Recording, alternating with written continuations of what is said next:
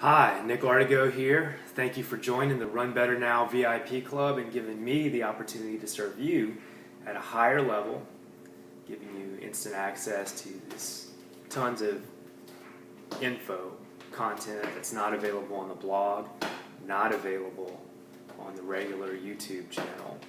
So one of the first things you should have gotten is the top 5 biohacking secrets to run better now. And I just want to go through and explain some of those and help you take it to another level. So secret number 1 to running better is to be happy. That's easy to say, hard to do. But when your mind is happy, your body is more relaxed. And when your body's more relaxed, you can run faster with greater ease and less strain. But I always resented the idea of just be happy, like that song back in the 80s. Don't worry, be happy. I used to that song used to aggravate me because I had no skills and no ability to do that. But I found a few things that'll help me be happy, help anyone be happy. And one of the biggest things that I've found to be happier is the practice of gratitude. So making a big gratitude list every day can be extremely helpful in cultivating more happiness. Another thing I like to do is eliminate negative information such as the news. Over and over you're getting bombarded. We're all getting bombarded every day with negative news. So I don't watch the news. I don't think anyone should watch the news because it's 30 minutes of the most negative stuff going on over and over and over. It's bad programming. You watch the news, you're gonna get depressed. And then in the middle of these depressing stories, what do they have commercials for? Antidepressants. It's a system. It's not meant for your health. It's meant for someone else's profit. So that's just my take on the news. Another technique that I use to cultivate gratitude and happiness is a gratitude trigger. So just as negative things can be a trigger, I'll set a little timer on my watch maybe it'll go off every 5 minutes while I'm on a run. And that is a reminder that I have to think of something that I'm grateful for. You can even have it going on throughout the day. It doesn't have to be during a run, but the gratitude trigger, constant gratitude, and then the 5-minute journal.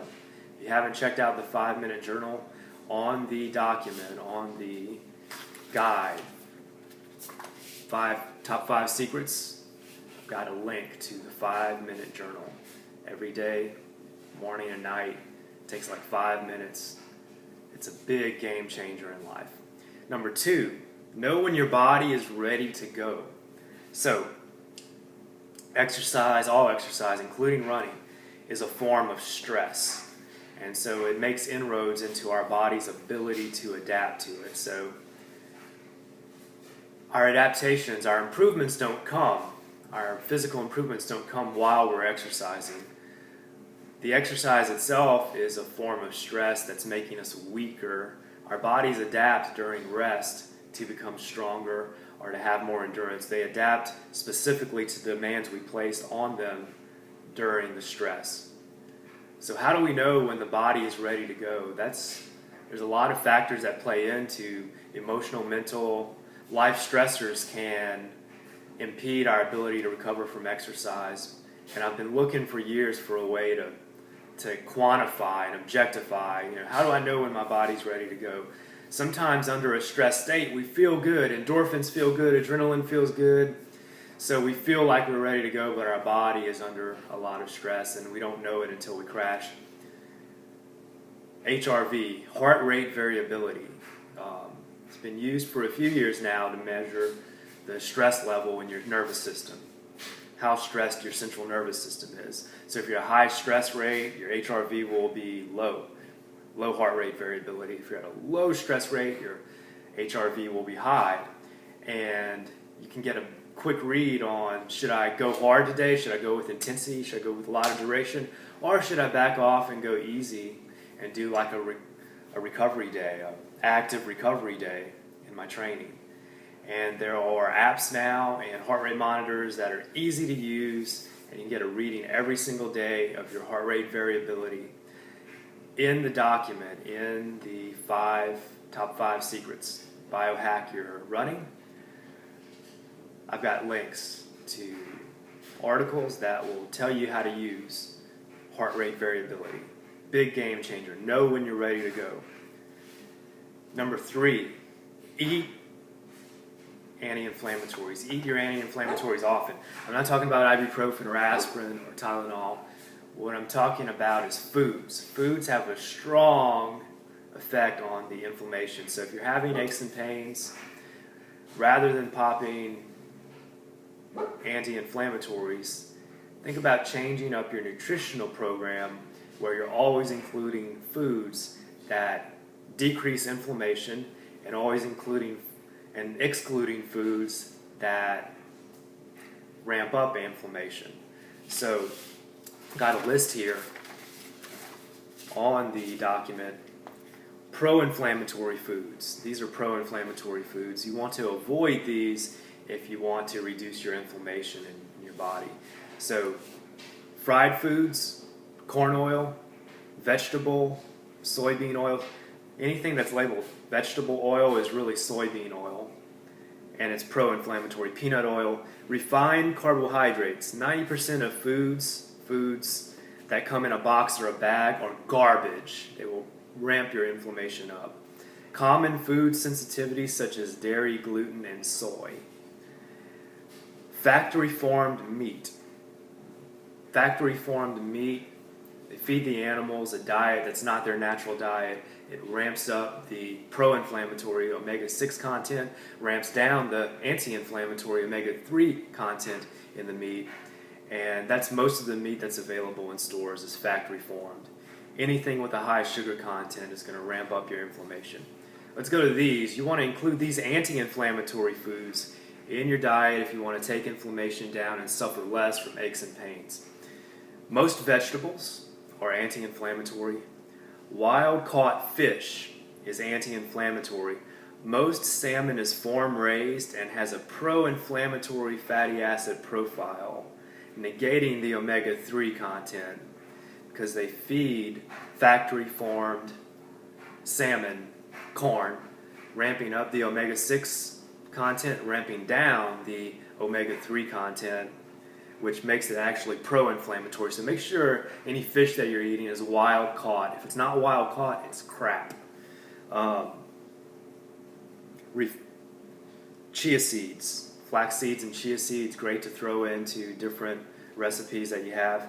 Fish oil or krill oil, those are high in omega-3s. Omega-3 fatty acids can help reduce inflammation. Pastured or grass-fed meat. Grass-fed. You can have organic meat that is not grass-fed and therefore does not have the health benefits of bringing down inflammation and having the omega-3 content. Organic meat can be corn-fed or grain-fed, which will give it high omega-6 content, low omega-3 content, and cause it to be pro-inflammatory. So be sure that anything you're getting is grass-fed or pastured. To me, that's more important than organic. Some fruits, such as pineapples, are going to be anti-inflammatory. Turmeric, that yellow spice that's in a lot of Indian food, is anti-inflammatory. Ginger is anti-inflammatory, and hot peppers, like cayenne, jalapenos, are anti-inflammatory.